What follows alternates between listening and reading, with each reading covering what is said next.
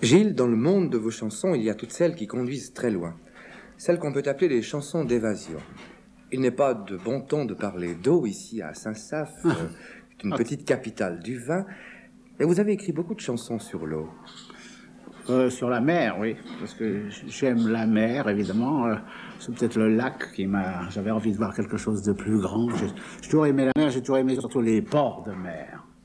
Les petits ports du Nord en particulier, ceux de la Méditerranée, enfin j'adore ça. Et j'ai fait plusieurs chansons, et en particulier une chanson qui est très ancienne, puisqu'elle a près de 40 ans. Je l'ai chantée avec Julien en 34. Je l'avais faite avec Camille François qui avait écrit les paroles, et c'est une chanson qui s'appelle La Marie Jésus.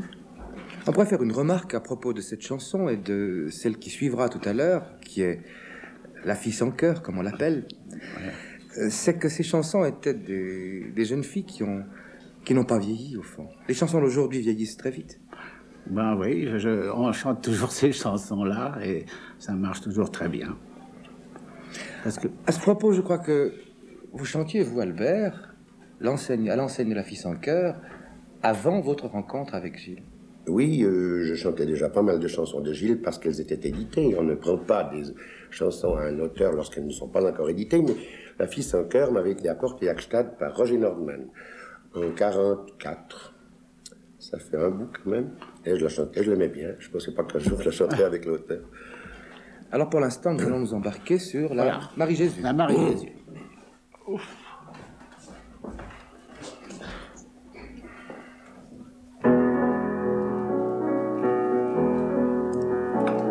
C'était tout de même un beau bateau, et quand on s'en allait sur l'eau, à bord on était bien tranquille, ses flancs n'avaient pas de décor, et quand soufflait le vent du nord, on rigolait sous les coutilles. Il s'appelait la Marie Jésus, et de tous ceux qu'on avait vus, c'était ben lui le mieux foutu.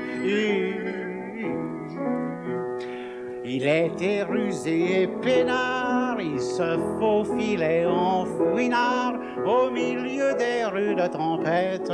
Et quand il arrivait au port, tout vicieux, il frottait son corps au long des belles goélettes.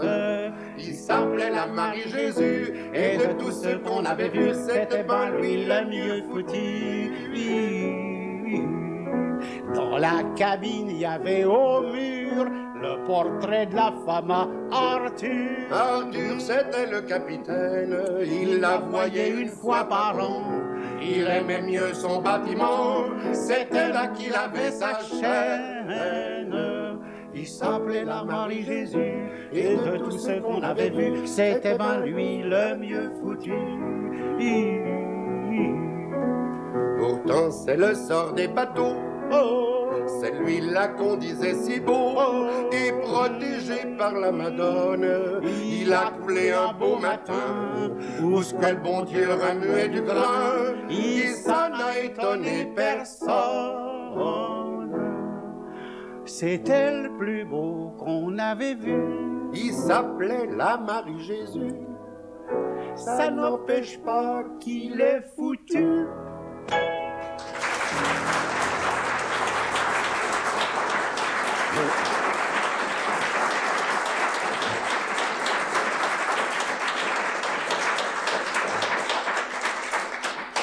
Et voici à l'enseigne de La fille sans cœur. Le ciel est bleu, le vent du large creuse la mer bien joliment. Vers le port montant à la charge, galopent ses escadrons blancs. C'est un port tout au bord du monde, dont les yeux s'ouvrent sur l'infini. Mais de là comme la terre est ronde, on ne voit pas les États-Unis. Tout le monde s'en fout, il y a du bonheur. Il y a un bar chez à la blonde, tout le monde s'en fout. Il y a du bonheur à l'enseigne de La fille sans cœur. L'accordéon joue au majeur, les refrains de ce vaste monde. Il y a Rita et ses accroche-cœurs à l'enseigne de La fille sans cœur. Dans ce petit bar, c'est là qu'elle règne, on voit flamber sa toison d'or. Sa bouche est comme un fruit qui saigne, mais on dit que son cœur est mort. Pourtant les gars sont là tout drôles, les petits, les durs, les malabars. Qui ont tremblé des épaules, il y en a qui sont venus de Dakar.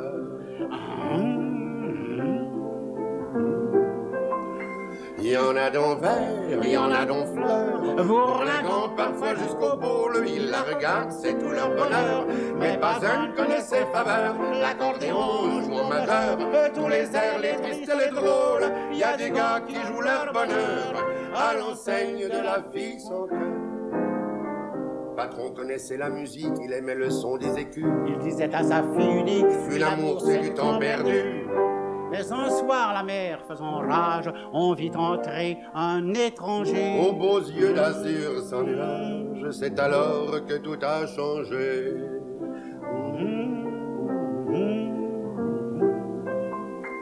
Il a regardé la fille son cœur. Elle était comme un ciel d'orage. Quelqu'un a fait, il y a un malheur. On entend débattre les cœurs. L'accordéon joue en mineur une chanson dans le vent sauvage. Il y a une fille, le visage en pleurs, à l'enseigne de la fille sans cœur. Il a dit, c'est toi ma divine. Elle a dit, oui, je suis à toi. Elle a pleuré sur sa poitrine. Il l'a serrée contre ses bras. Les autres alors, mélancoliques, sont partis avec un soupir. Le vent chantait sur l'Atlantique pour ce cœur qui venait de s'ouvrir.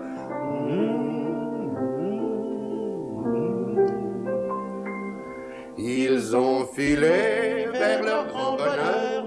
Le patron du fermé boutique, on l'a vu boire à toutes ses liqueurs, à l'enseigne de la fille sans cœur.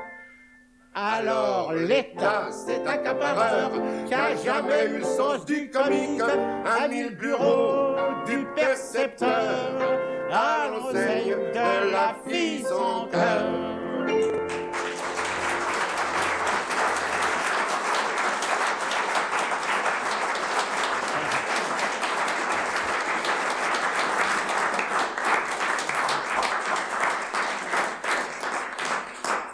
Il y a combien de temps, Gilles, que chaque fois qu'on chante La fille sans cœur, eh bien, tout le monde se réjouit?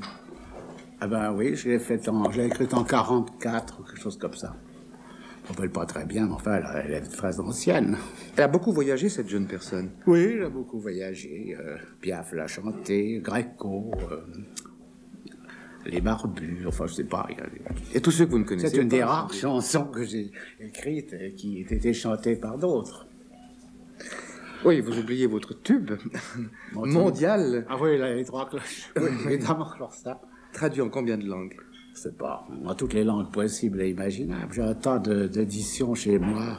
Ce qui est amusant, c'est le nom du héros qui change. Il s'appelle Peter Brown en anglais, en allemand. Peter Eberlein. Il a un nom italien, je ne me rappelle plus, mais ce serait amusant de faire une petite collection de ces noms. Il y a un samouraï aussi, qui est né un matin, au son des cloches, oui. Oui, Bon, Gilles, vous vous intéressez aux petits endroits, aux ports, et puis aussi à cet endroit un peu plus vaste, mais qui, vu de loin, paraît très petit quand même, c'est la planète. Ce petit grain de poussière. Vous avez des chansons qu'on pourrait qualifier de cosmiques. Le mot ne vous effraie pas? Non, non. Non, on va vous en chanter une tout à l'heure. Ah ouais, alors pour l'introduire, je vais vous raconter une petite histoire. Oui, d'accord. Oui, ça se passe au Cap Kennedy.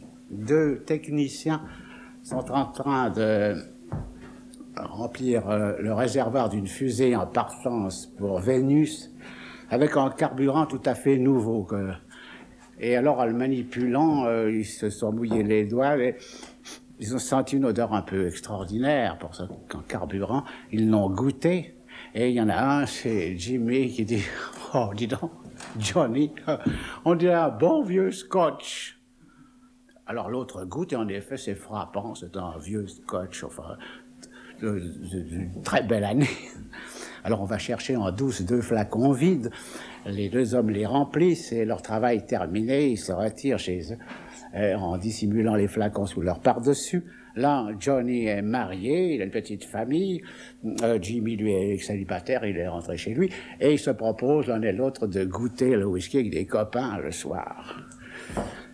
Pendant que Johnny dîne avec sa petite famille, On entend la sonnerie du téléphone, il va répondre, et au bout du fil, il entend la voix de Jimmy qui dit « C'est toi, Jolie ?»« Oui, c'est moi, qu'est-ce qu'il y a, Jimmy ?»« Écoute, est-ce que tu as déjà goûté le nouveau whisky ?» Il dit « Non, pas encore, j'attends les copains tout à l'heure. »« Oh, il dit « Écoute, c'est très bien, mais fais attention. »« Pourquoi ?»« Je vais te dire, ça donne des gaz. » Oh, il dit « Écoute, je suis bien élevé, je saurais... me retenir. » « Oh, dis ça. » dit Jimmy. Moi, j'ai cru aussi que je pourrais me retenir. Et alors, c'est pourquoi je te téléphone de Tokyo.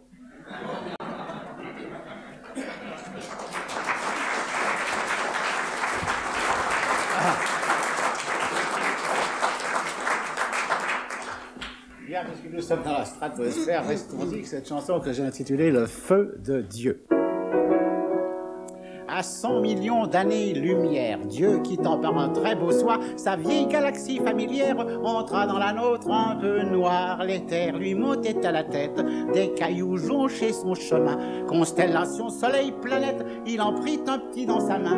Humide et froid, rond comme une pomme, c'était, il pouvait s'en douter, c'était nous, la terre des hommes, un peu debout en vérité. Or là-dedans des femmes accouchaient chaque jour, de beaux enfants pleins d'âme destinés à l'amour.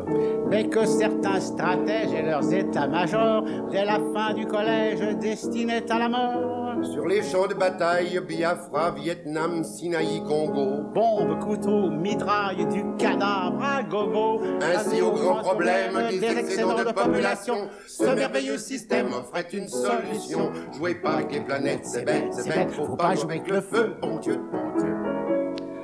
Or Dieu, examinant, perplexe la boule ronde pour y voir, il voyait des personnes du sexe par milliers quitter leur bas noir, leurs gaines et leurs chemises légères pour déguster sous un amant. Les joies troubles de l'adultère en ce moment précisément. Il voyait dans un vernissage, dans le même instant, Picasso, l'un de ses pinceaux de notre âge, lancer la peinture au lasso. Et dans la boule humide de la Pézale, oh, pardon.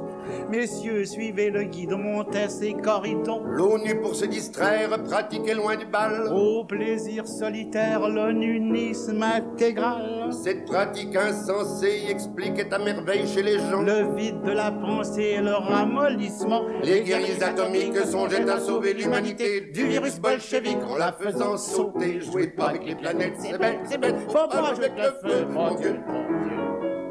Quel drôle de petit grain de sable, murmurait Dieu lorsque soudain, chose vraiment inexplicable, le caillou fondit dans sa main. Plus rien qu'un amas de poussière, j'y ai vu que du feu, s'écria Dieu. C'est le cas de dire, car par derrière, dans la boule ronde, un fou furieux jouant avec des allumettes avait foutu le feu partout, faisant éclater la planète et tout le fourbi d'un seul coup. Cette poussière impalpable, c'était Paris, Moscou. Joli château de sable, Rome et New York et tout. Concorde et Canebière, forêt noire et Mont Blanc. Alpes et cordillères, les Schmitt et les Durand. La Roure, la Silésie, Ford avec la General Motors. L'art et la poésie, l'or et ses coffres forts. Les géants de la route, les trois grands et le français moyen. Les petits Suisses et sans doute les nabos et les nains. Jouez pas avec les planètes, c'est bête, faut pas jouer avec le feu, bon Dieu, bon Dieu. Tous les palais, toutes les usines, Hollywood et Frank Sinatra, tous les calculs, toutes les combines. Fini, bouclé, nec plus ultra, la femme aussi, source de vie, dans un délicieux flacon. Fini la grâce, le génie, et fini bien sûr tous les... Non, Bonbon, fit Dieu, sa main divine, au-dessus des constellations, répandit en poussière fine l'œuf de la civilisation. Dans un profond silence, avec un air mourant, l'existence et l'essence se regardaient l'œil blanc. Alors Dieu, sans les hommes, se sentit vieux, très vieux. J'avais, dit-il, en somme de grands espoirs en eux, mais la bêtise humaine, oui, bien plus que l'orgueil et l'argent, tenant en main les rênes de leur gouvernement, précipite à leur chute, toi, m'en voilà bien débarrassé. Mais j'attendrai minutes avant de recommencer. Jouez pas avec les planètes, c'est bête, faut pas jouer avec le feu, bon Dieu, bon Dieu.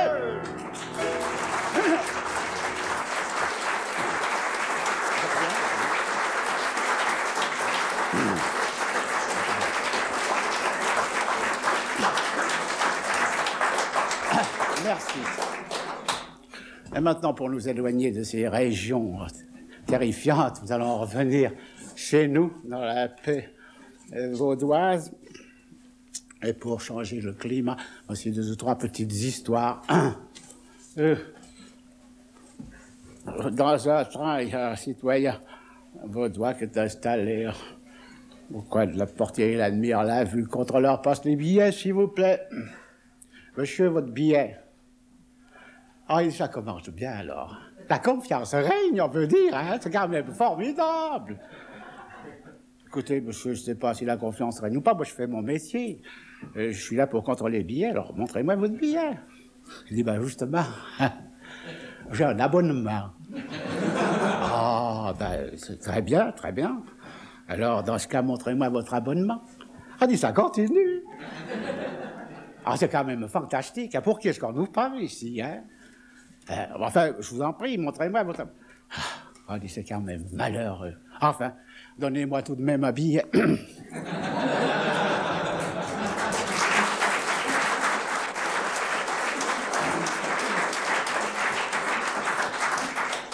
Sur la place du marché, à Vevey, il y a le gros Duflon qui est en train de faire son marché. Tout à coup, il tombe sur un vieux copain de service qu'il n'a pas revu depuis très longtemps. C'est l'Émile Dépêche, un garçon un peu porté sur le petit blanc, un peu trop. Un vrai poivreau, pour vous dire la vérité. Il dit, salut l'Émile, je suis content de te voir. Ah, Émile, c'est Duflon. T'as grossi, dis donc. Ah, ben oui, qu'est-ce que tu veux, c'est la vie, hein. Mais, dit Duflon, c'est une bonne occasion pour aller prendre un verre tous les deux, on va aller boire ton décime. Oh, dit Émile, non, alors ça, je regrette. J'ai arrêté de boire. C'est pas possible.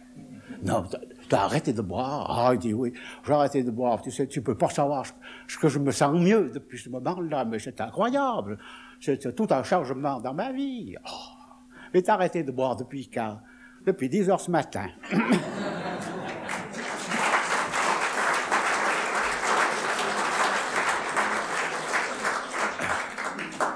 Il y a un gars de Puyi qui avait une très forte envie de se rendre à Moscou, malgré les supplications de sa femme. Alors il va à la gare de Puyi, il dit « Donnez-moi un aller-retour Moscou. » Oh, vous savez, alors, j'ai pas cette marchandise chez moi, il faut aller à Lausanne, à la gare de Lausanne. Là-bas, on vous arrangera ça. Probablement, vous devrez passer peut-être par Berlin, par Vienne, je sais pas quoi. Vous prendrez chaque fois un billet, c'est très compliqué, mais en tout cas, ici, je peux pas vous donner un billet pour Moscou. Alors, il prend un billet pour Lausanne. À Lausanne, il se débrouille, enfin, de gare en gare, de pays en pays, finit par arriver à Moscou. Il visite la place Rouge, au bout de 24 heures, il en a assez, il n'y a pas une pince dans ce pays, pas un bistrot, de la vie est intenable ici, alors il veut repartir. Il a avec lui une petite interprète qui l'accompagne à la gare. Et à la gare, il dit à l'employé, elle traduit, je voudrais un billet pour Puyi. Alors l'employé lui dit, Puyi Nord ou Puyi Village.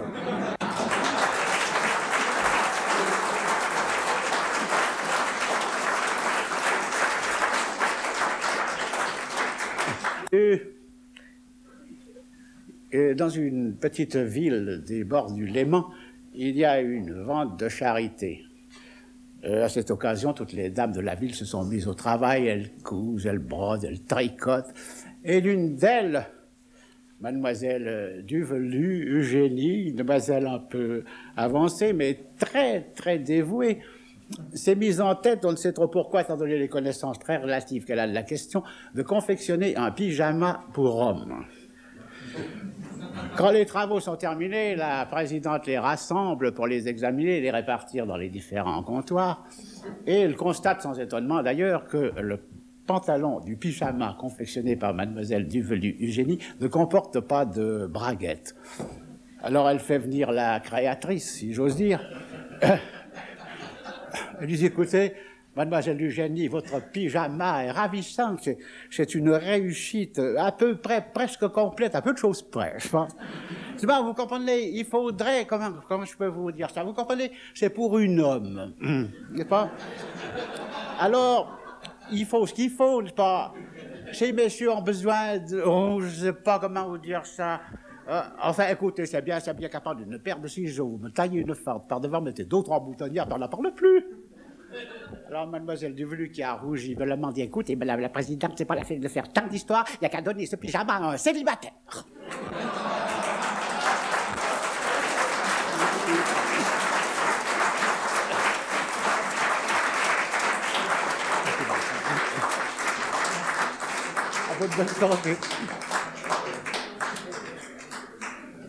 J'ai besoin de m'humecter un peu. D'autant plus qu'on va vous chanter une nouvelle chanson. Oui. Toute nouvelle. C'est une chanson bureaucratique, administrative. Vous savez que l'administration est un fléau international. On dirait, chez nous, elle est plutôt plus modérée qu'ailleurs. Mais enfin, je lui ai donné quand même un accent vaudois. C'est plus pas de nous, c'est peut-être plus amusant. Et j'ai intitulé cette chanson « Ça fonctionne ».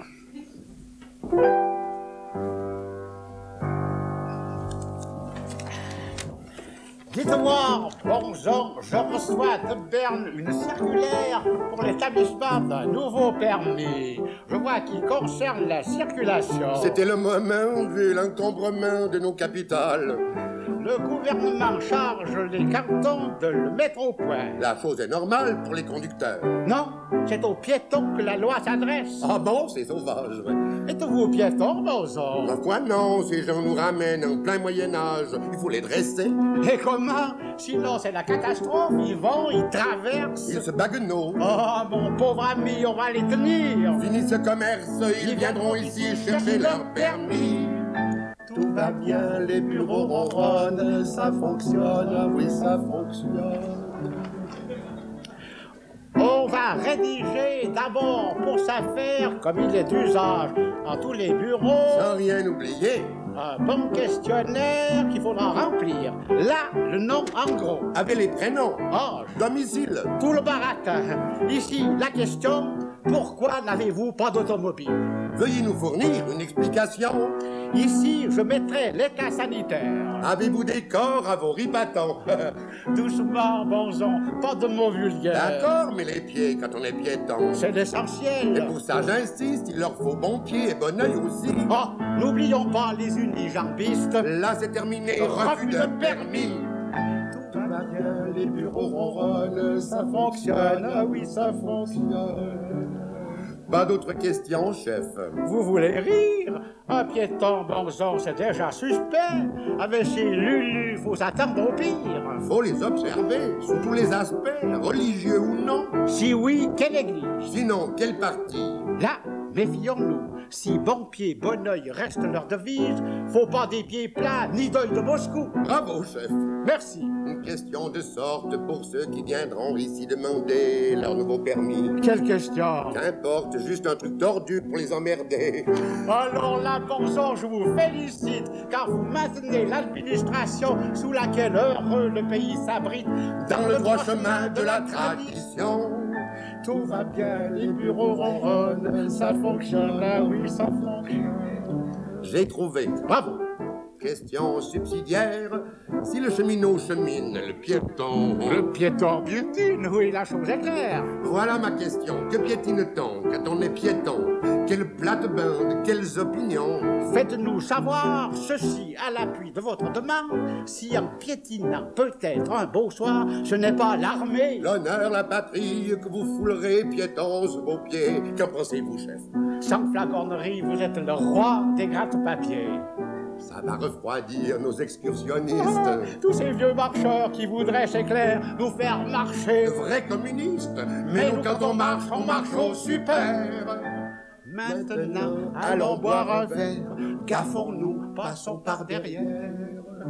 Ici fini, il faut bien qu'il finisse. Cet entretien peut-être pas si fou. Dans ce monde effarant, quadrillé de police, noyé de paperasses, on peut s'attendre à tout.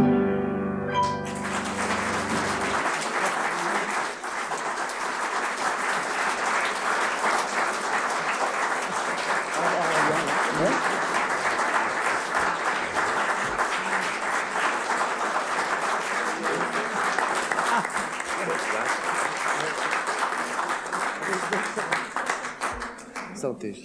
Santé.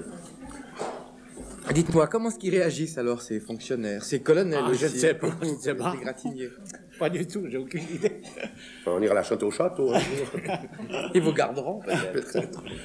Ah, Là, il y a une chose qu'on doit remarquer, c'est que vous pouvez presque tout vous permettre. Vous avez chanté devant les états-majors, les colonels, donc quelques allusions. Vous étiez les premiers à rire. oui, c'est vrai.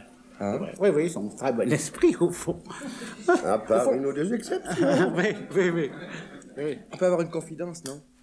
Non, non, sauf une fois, il y a un colonel qui a quitté La salle. l'Assemblée. Oui, Il était mobilisé. sûrement. Il volait aux frontières. Au fond, ces Suisses sont des bonnes pattes, comme on dit, Oui, familièrement. oui. Je dois dire que même pendant la guerre, Dieu sait si j'ai dit des choses assez... le gouvernement a toujours fermé les yeux, très gentiment. Ce qui était peut-être une façon de les ouvrir. Il y a aussi ce phénomène alors de la Suisse une et diverse, comme on dit. Ah oui. Il y a ces braves Suisses allemands que vous n'avez pas épargnés. Attention, là. Hein. Vous précisez qu'il y a un Bernois ici. Eh ben, alors. Et même un citoyen qui est originaire d'un village qui se situe assez près de Steffisburg, quelque part dans le canton de Berne. Oui. Ya. Ah, Tirachere. Oui, c'est joli. Je sais pas l'écrire. Mais c'est... Ce fameux Ménorcor, qui lui aussi a fait beaucoup de chemin, Ouais. et qui a fait rire les Parisiens, vous nous le rappeliez, oui. alors que je pense que les Parisiens ne connaissent pas beaucoup Steffisburg. Non. Non, mais ils sont toujours sensibles aux choses de terroir, les Parisiens. Est-ce que vous avez pris ce nom de Steffisburg comme ça au hasard, ou bien vous aviez passé par cette belle commune? Non, je ne connaissais pas, mais en regardant la carte, c'est une chanson qui m'est venue à l'esprit à Lugano. Je passais des vacances pendant la guerre. Un jour, dans un train qui arrivait du Nord, j'ai vu débarquer un Ménorcor sur le quai de la gare. Ils se sont formés en demi-cercle. Ils étaient naturellement en manches de chemise, toutes bretelles dehors. Et ils ont attaqué un de ces cœurs patriotiques, inusables.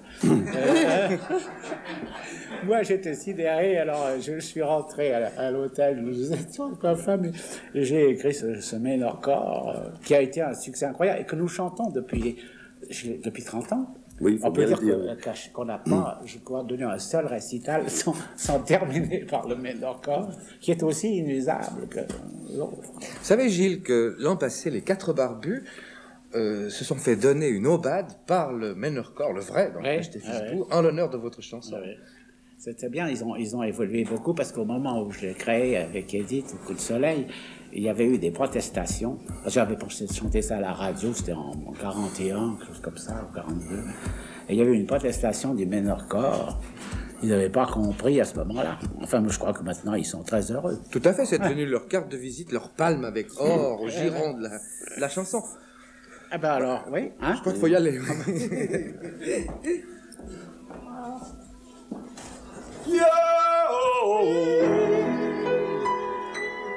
Le Ménorcor de Steffisburg, faut voir comme il chante. Les basses font un bruit de tambour et tout tremble alentour.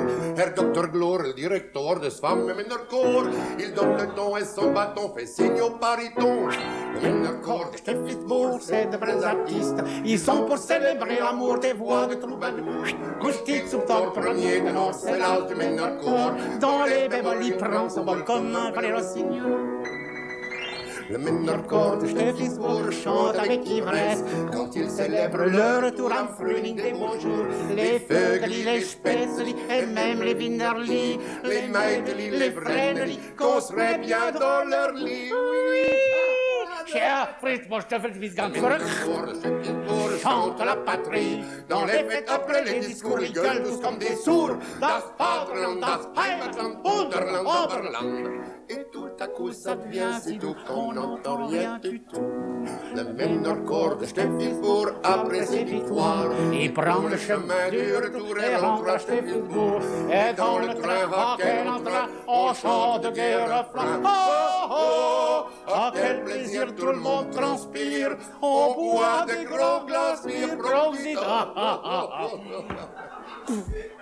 Le Ménorcor de Steffisburg, enfin se sépare. Hoef je te loeren, Frits? Adieu vol. On a bu trop de Neuenbourg, on a l'estomac lourd. dans le lit blanc, le cœur battant, madame heureuse attend. Mais quelle déroute, l'oiseau crapoute a trop chanté sans doute. Le maître d'accord de Steffelsbourg, accablé de gloire, s'endort et ronfle comme un tambour. Et tant pis pour l'amour, Frau Schleppi, Frau Schmidt, Frau Barfuß, schlafen Sie wohl, träumen Sie süß.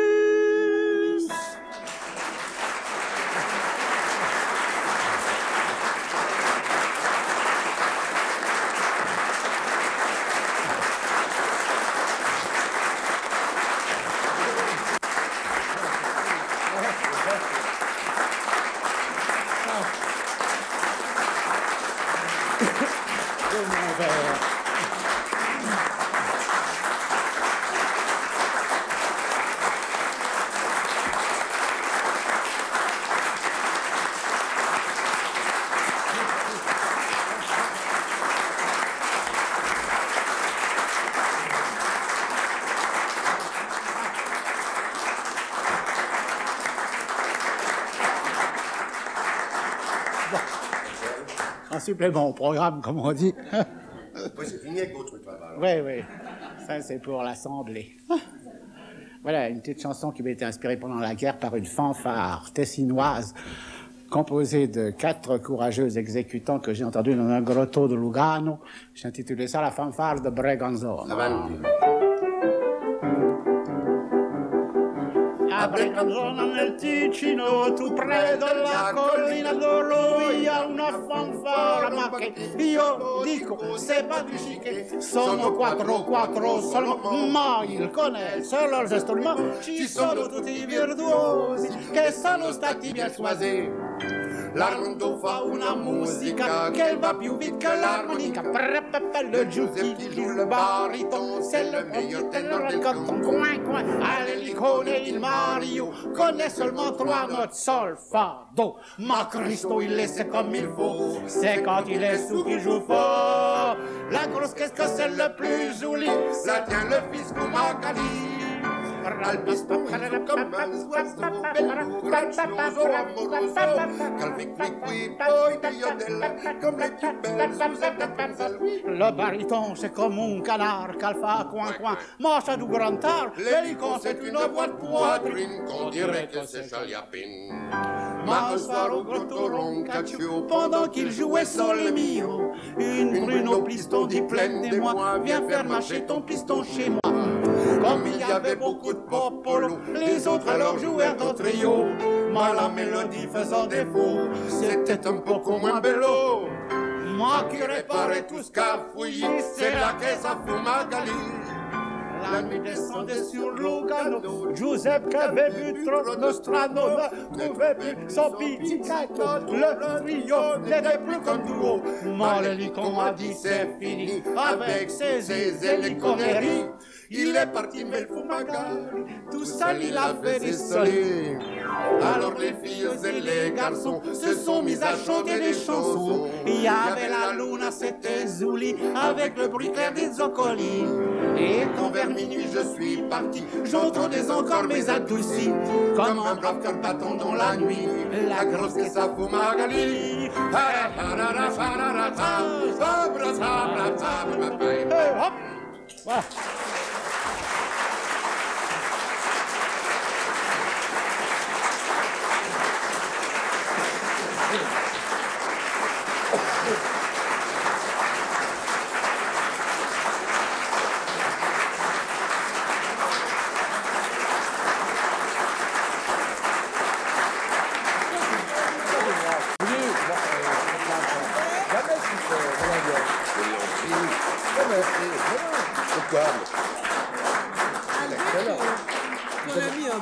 Vous avez